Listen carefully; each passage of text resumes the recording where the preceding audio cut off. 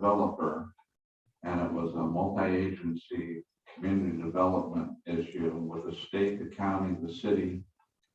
And part of that was, it was like a mile and a half of roadway with a state spec bridge and 4 lanes of highway plus medians and bus stops and everything, and like 5 signalizations. And our pumping station engineer was from Southern California. And, you know, when you need answers, you need them timely. Right. And it became somewhat of a problem. Yeah. We got done.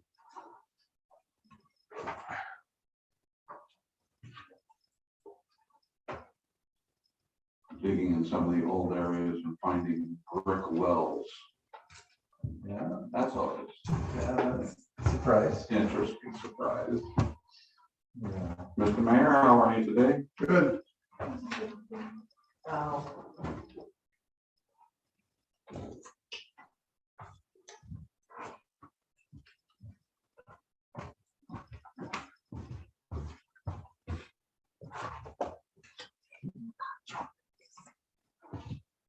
Okay, I'm gonna have to finish this afterwards. Okay. And it looks like what you wrote down is the same password that I gave Jill. It can't be right. Maybe that's what my problem is.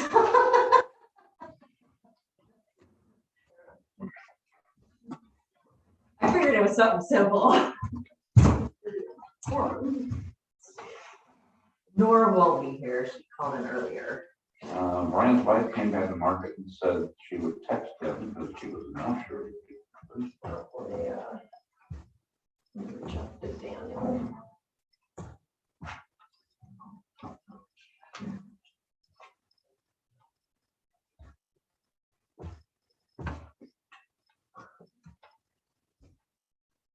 How are you tonight? Good.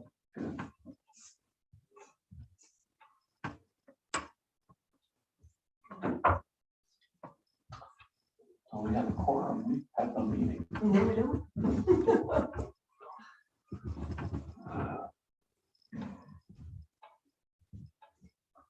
Mr. Mayor, recall last meeting, we were talking about adopting a set of standards and specifications for our city. And there was some suggestion that we perhaps visit the city of Napavine and see what they were doing, since they had some new development taking place. And it turns out that they did as I was thinking that they probably did do, is they adopted the state standards. So the state standards have a lot of good documentation on materials and compaction and all those types of Exactly. things. What they don't really do is say that your street should be 28 foot wide, or there should be sidewalks on both sides. So those types of details are generally left to the local jurisdictions to decide. But we had nothing. Yeah, no, I think that's a very good step. Yeah, the Yep. State Department of Transportation has its specifications for road, bridge, and municipal Correct. construction. Correct, and that provides a lot of good standards. The other thing that sometimes doesn't have a lot of detail on is, say, your water service. So your water meter and your meter setter and the type of corp stock you like. So most utilities have a set of water sewer standards that define this particular piece. Well, exactly. And the city has some of those, but again, maybe good to update them. And then I would not want to go to a small town. I'd probably want to go to like city of Vancouver or something like that. But Yeah, I mean, but part of it is what inventory you have on hand. Well, exactly. So if you have a certain type of meter setter corp stop around, those are the ones you generally want to continue to use as long as they're working well for you. yeah, I came close to having the police called on me one time. because we were reinstalling and removing the old valves, and we were paying for it. And so we picked up the valves that were removed and took them to our yard. Well, lo and behold, the city considered those their valves, even though we were giving them new valves. And I got this phone call saying, you know, we need to call the cops on him, but you know, we can return our valves. Whoa. And so part of that 2-year-old, what's mine is mine, what's yours is mine, and then we go on, it's mine. There he is.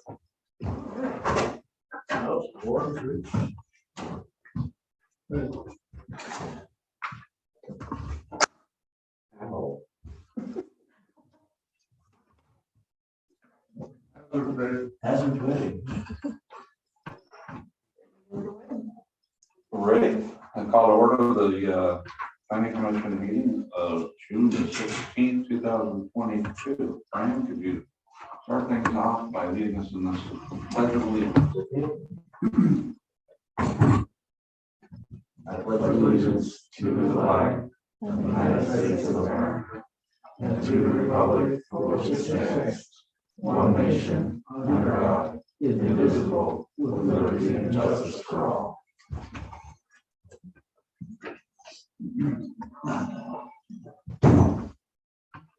You all have your packets or had an ability to look over your packets. Anything on the meetings for the minute meetings for last time that anybody has any questions on? I was not able to go to that or Zoom attend that county meeting that we said we were gonna go to. So I don't know. Yeah, I think Nora Davis was supposed to be our representative. Right. As far as the meeting minutes are concerned, can I hear a motion? I move that we accept the May 19th meeting minutes. A second. Any discussion? All in favor, say aye. Aye. Opposed? Motion carries. Next on the agenda is business license approvals. Item number 1 on the list. We need to make a motion before. I'm sorry? We need to make a motion before we discuss. Oh, yes. Can I hear a motion to approve business licenses? I will make a motion to approve Second, these business licenses. I will second that. discussion. Item number 1 on the list, JLS Espresso LLC, giving an address of 140 South 3rd Street, which currently is a vacant lot. I called John Novak on that because he owns that lot. And apparently it's his intention to lease the back 8 feet of his building for a licensed coffee shop, a drive-through coffee window. Yeah. And that was the intent of using that address because people are going to approach from that direction rather than going through the building, which is out on Main Street. The rest of them, I didn't have any problems with. Anyone else? Well, I just had a quick question for Devin. Why are some of the licenses $40 and some of them are other numbers? It depends on when they renew. Like we did it for the year. So whenever they renew, they prorate it for when, so some of them, like new ones are for 40 and then some of the renewals Gotcha. are those odd amounts. Thank you. I have no issues with it. Okay, it's been moved and seconded. All in favor to approve, say aye. Aye. Opposed? Motion carries. Next on the agenda is the street and sidewalk standards. We've had some discussion with regards to the fact that the city essentially has no standard specifications for, when you look into the development code regulations and they say build a sidewalk according to city standards, there are no city standards. And we're kind of tossing in the air a few things. I had at one point suggested we adopt the state of Washington's standards, and someone made a comment to perhaps go to the city of Napapine, which has got some recent construction, and see what they're using. And in fact, they also in 2018 adopted the state standards and specifications. I'm open. Any discussion on where we might want to go with that? So do the state standards, are they different than what we currently have as our minimum widths? Well, the state standards don't deal with street widths. They deal with the mechanics of construction mainly. What type of concrete, what type of rebar, you know, how thick your sidewalks are going to be, what TIs are, what your asphalt sections may be. I'm not sure that they're actually in there. Generally, the soils engineer dictates that, and but the mechanics of the hardscapes that we use typically in road construction are handled there. What they don't handle is they don't handle things that should be our prerogative anyway, which is street widths, whether or not we're going to have sidewalks on both sides of the street, or one side of the street, or no side of the street. Whether or not we're going to put bike lanes in our lanes, whether or not they do, I believe they do have a standard for bike lanes, but they don't tell you where to put them and when you're going to use them. So I think if we recommended to the city council that they adopt the standards, it still gives the city quite a bit of leeway in making sure that things are done the way we want them to do. There are some gaps, however, and I think the attorney here brought them up, and that they're good points, is they don't deal with utility services typically. Street construction, traffic signals, retaining walls, bridges, but they don't really deal with underground utilities. And for that, we may have to look to perhaps public utilities or some outlying districts on what they use. I think that Mike probably would want to be involved in that decision simply because he's the one that's aware of what we normally use, what we'd like to stay with, if we possibly can, so that the system is uniform. But as it stands right now, do you feel comfortable making a recommendation to the city to adopt the state standards for construction? Well, sure, but I think some of the questions that have come up recently is really about widths and accessibility and livability. So that really doesn't cover, the state doesn't really cover that. So Mike Johnson from GNO is here, and he can, I don't know, maybe explain it or give you some guidance on it. Well, and I think you characterized it well, that the state standard specifications and standard plans do a very good job of describing how things should be built. If you're going to have a sidewalk or a curb and gutter or roadways, that type of thing. But the local jurisdictions get to make some choices relative to how wide should the streets be, or should we have sidewalks on both sides, and how wide should they? Currently, I think the standards in the land development code, it sounds like there's some concern with, and I certainly understand the local access street being 20 foot wide is pretty narrow. There are reasons why certain jurisdictions pick a narrower section. Narrower roads tend to be better for traffic calming. They slow vehicles down because there's more things in people's periphery. If you have a 40-foot wide road and there's not a lot of cars parked there, people tend to drive faster on them because it just feels like a highway. And so there are jurisdictions that do intentionally narrow down that road to try to keep speeds down. There are also jurisdictions that try to narrow down that road section to try to limit the amount of impervious surface and the stormwater that's generated. It has to be then managed, detained, and treated. So certain jurisdictions find that environmental benefit of keeping the roadways narrower to be an important one for them. When you get to more dense subdivisions, you always have the issue of parking. And, you know, while houses frequently come with 2-car garages, very few houses park 2 cars in their garage because they're all full of stuff. Right. So you end up, you know, with more issues with parking. So I think what I've seen more communities doing at this point is in those residential subdivisions, those local access streets, is trying to provide at least 1 lane of parking. So at least, you know, 2 travel lanes with 1 lane of parking.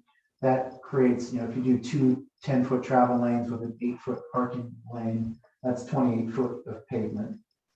Some people will say, well, we'll let people park on either side of that 28 foot wide. And so that's 8 and 8. That leaves a little bit of room to go down the middle and weave through, but it's not, in my mind, ideal.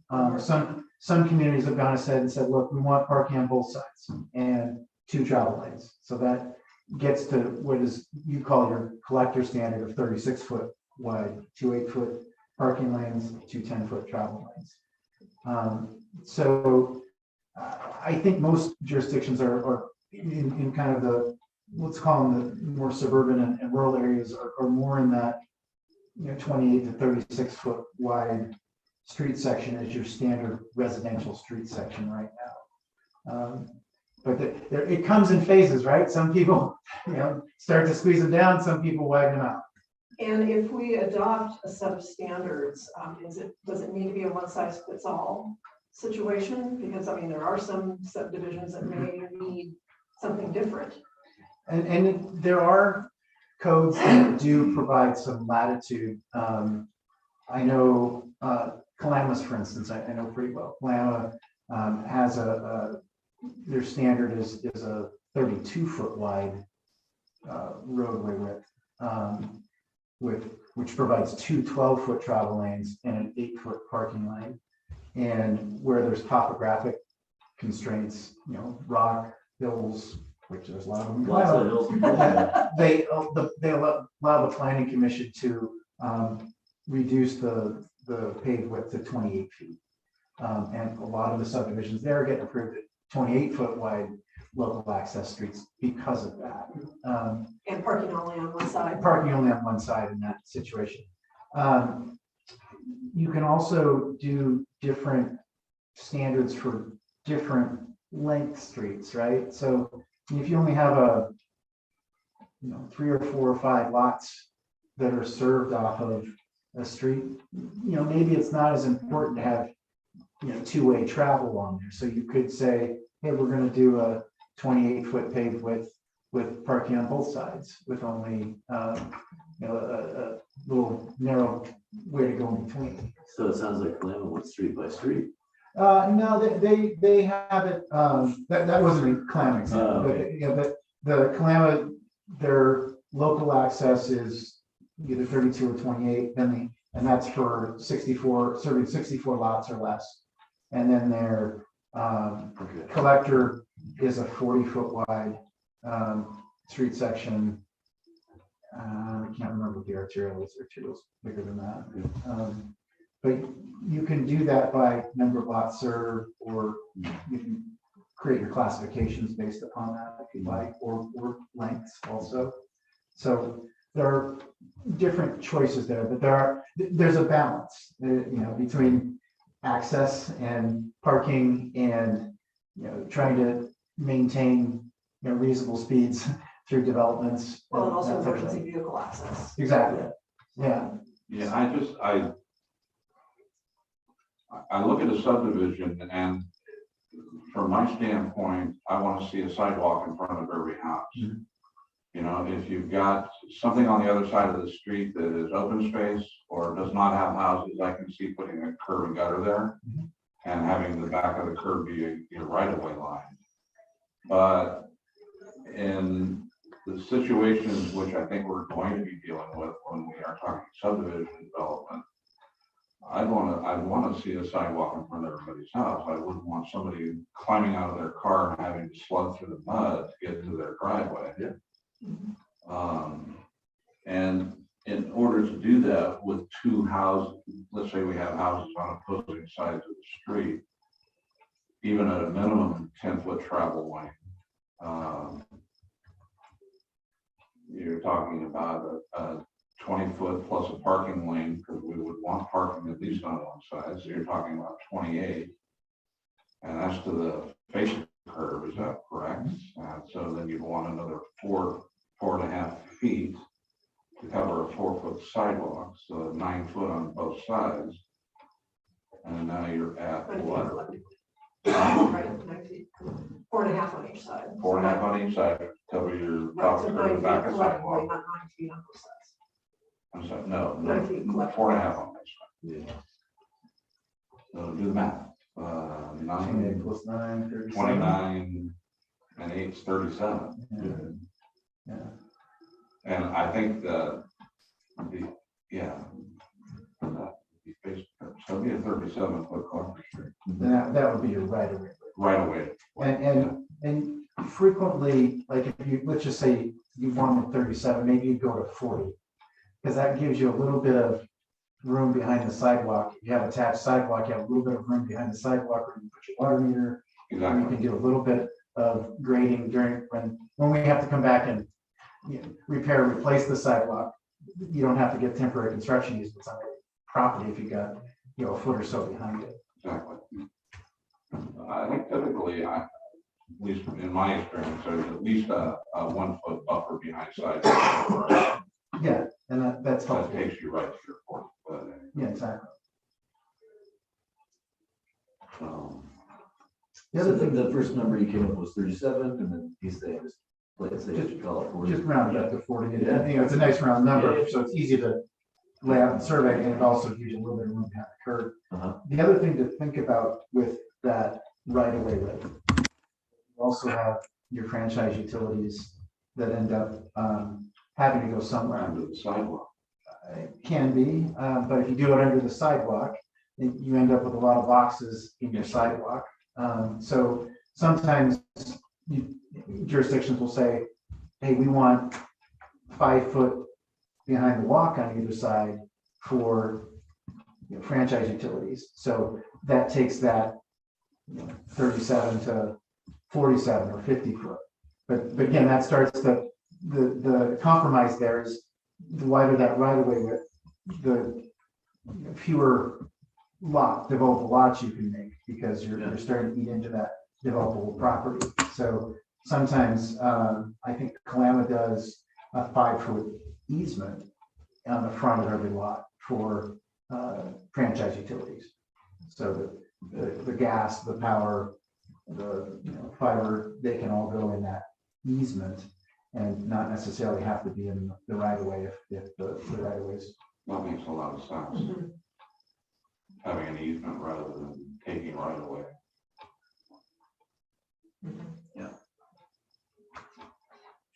That's kind of what in town is doing. There are easements where all the water meters are.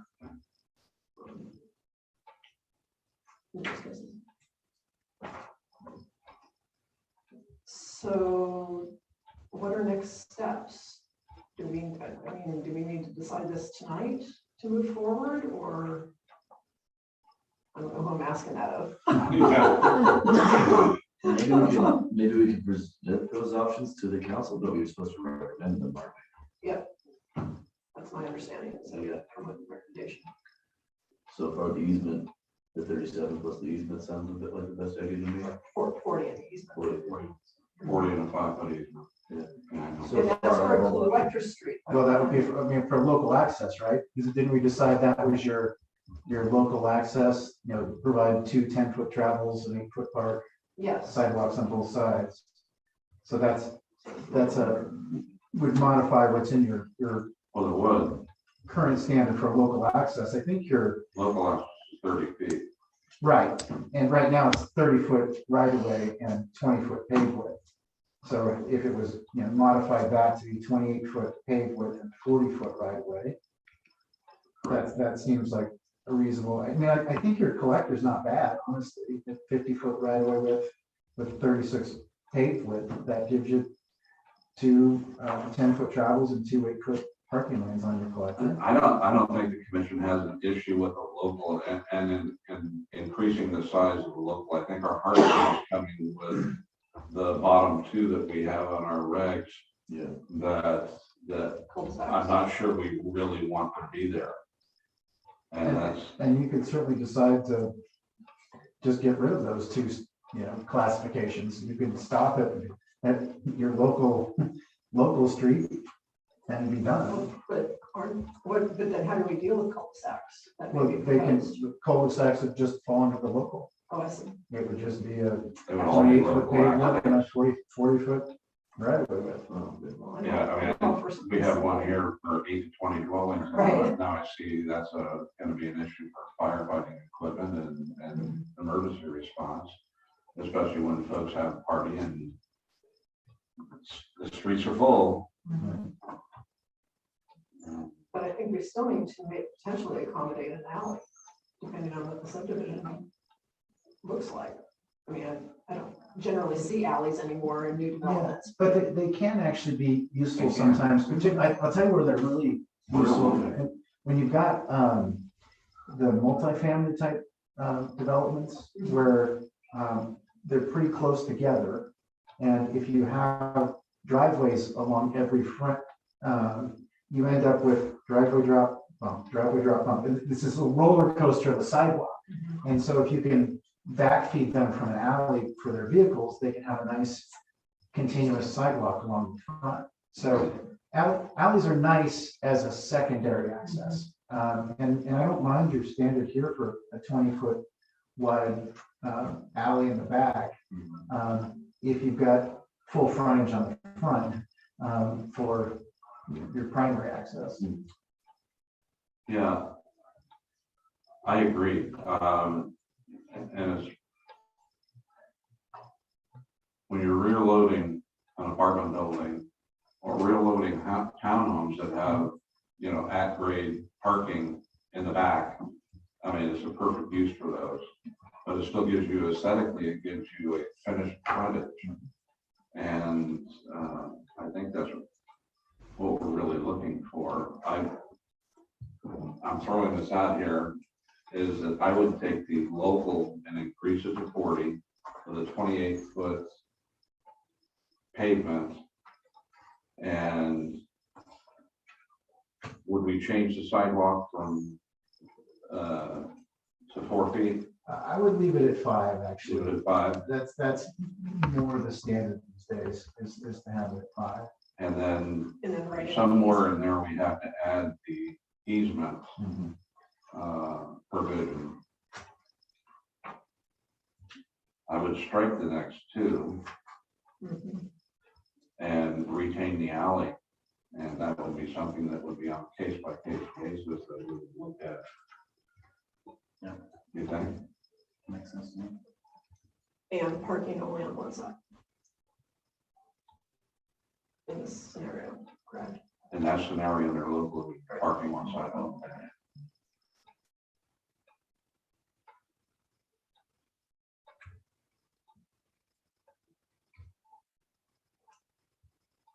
Could you specify on the alley for multifamily only? That's kind of the main, Well, it's Purpose not of it is? necessarily, because if you build a series of townhomes that rear load their parking, then you would Yeah. have single family units, but you'd have that same alley situation at the back. okay, yeah.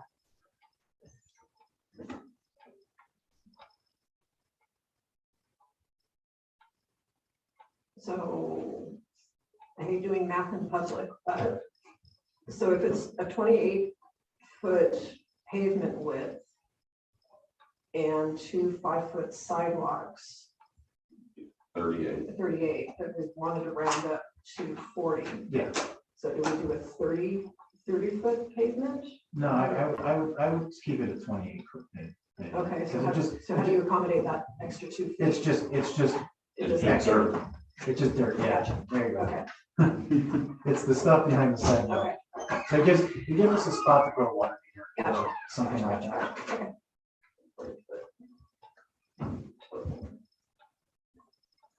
Okay.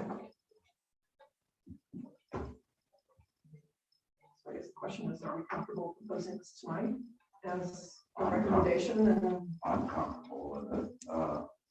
I guess we'll see if Brian is when we come back. I'm so comfortable with it.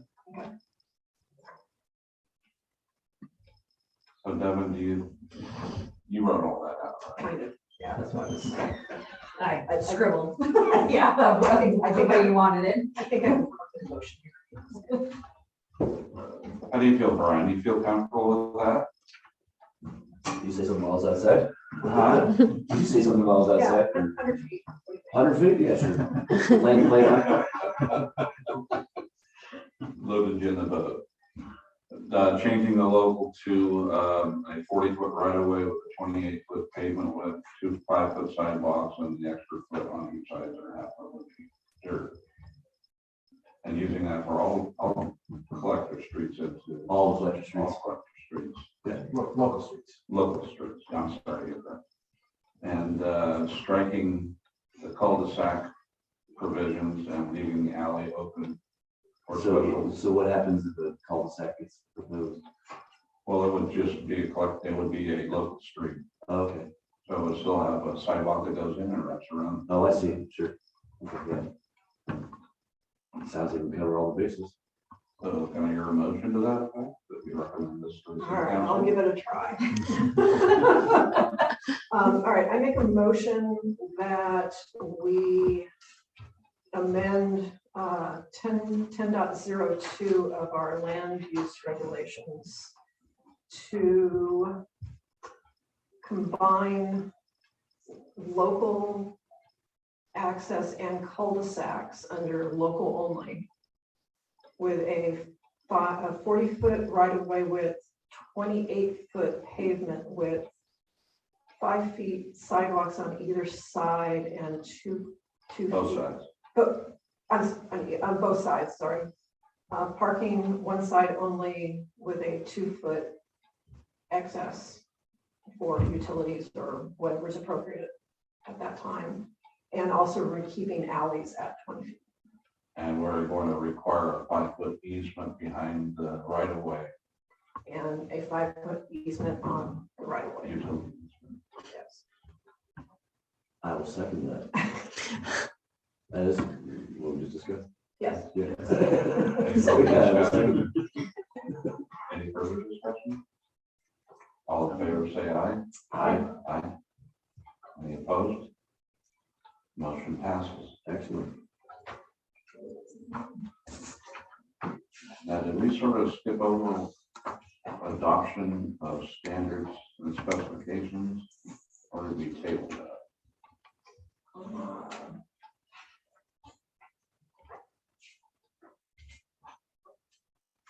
I think we sort of got there, and then we kind of moved on to the talking about the widths of the streets, and then we got into that.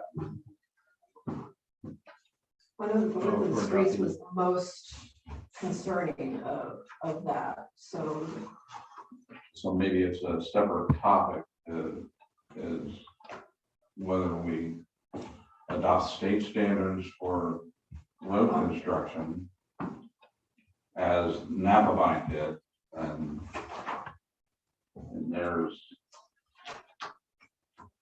they did theirs in 2018. And the standards adopted, it's quoted as, there is adopted by reference for the purpose of establishing rules and regulations for the installation, construction, and maintenance of public work projects in the city. The standard specifications for municipal public works construction 2018 version, as prepared by Washington State Chapter American Public Works Association, referred to as the Washington State Department of Transportation Standard Specifications for road, bridge, and municipal construction, together with any amendments thereof or additions thereto now existing or made thereafter. I'll come right out and ask what would be the benefit of adopting them versus handling them as they came in.